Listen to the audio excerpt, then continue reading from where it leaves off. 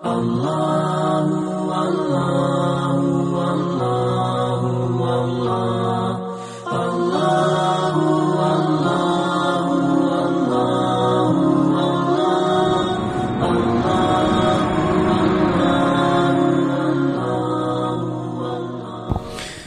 দর্শক শ্রোতা, আজকে আমরা এসেছি দেশের অন্যতম আলোচিত অঞ্চল ময়মনসিংহে।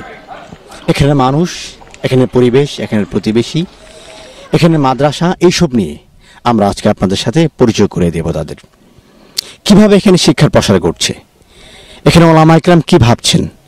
বিশেষ করে ময়মনসিংহে কওমি মাদ্রাসা অনেক বেশি। এই কওমি মাদ্রাসার তরুণরা, কওমি মাদ্রাসার নবীন ওলামা ইকরাম, তাদের সম্ভাবনা এবং তাদের প্রত্যাশা কি, এসব নানা বিষয় নিয়ে আমরা কথা বলবো।